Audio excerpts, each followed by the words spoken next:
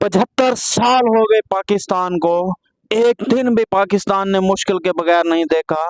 कभी मुश्किल कुशा किसी मौलाना को समझ लेते हो, कभी मुश्किल कुशा किसी साइकोलॉजी को समझ लेते हो, कभी मुश्किल कुशा किसी औरत को समझ लेते हो, कभी मुश्किल कुशा किसी जर्नल को समझ लेते हो, कभी मुश्किल कुशा किसी पीर बाबे को समझ लेते हो, कभी मुश्किल कुशा किसी को समझ के डैम के नाम पे 14 अरब रुपए लुटा देते हो। जब पाकिस्तान के अंदर मुश्किल हल नहीं होती तो अमेरिका के दर पे चले जाते हो, अरब ममालिक की तरफ हाथ फैलाते हो। अरब ममालिक के रहमो करम पे छोड़ दिया अल्लाह ने कि हमारी मुश्किल हल कर दो। क्या अल्लाह की तरफ से तुम्हें क्या अपने हाल पे छोड़ दिया गया है?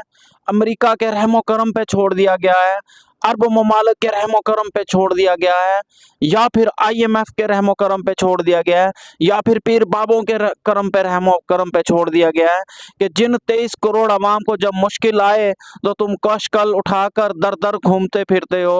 अल्लाह ने जो दीन दिया, जिसकी गैरत हमारे अंदर डाली, जिसका जज्बा हमारे अंदर डाला, हमने उस दीन को फिरकों में बांट डाला। हमने उस दीन को फिरकों में बांट डाला और हम फिरका वारियत में इस तरह से चले गए हैं। इस दीन को फिरकों के नकाब को उतार कर पीछे देखो, आपकी मुश्किल का हल मौजूद है इसके अंदर। अल्लाह ने हमें दीन दिया था, अल्लाह ने हमें इस्लाम दिया था, अल्लाह ने हमें जज्बा दिया था, और अल्लाह ने हमें सबसे बड़ा और कीमती तोहफा कुरान पाक अता फरमाया था, जिसके अंदर हर मसलों का हल है। लेकिन वो हमारे घरों में सिर्फ पड़े हुए हैं, हम उससे हल नहीं लेते, हम उससे अपनी मुश्किल नहीं दूर कर पा रहे। वस्सलाम।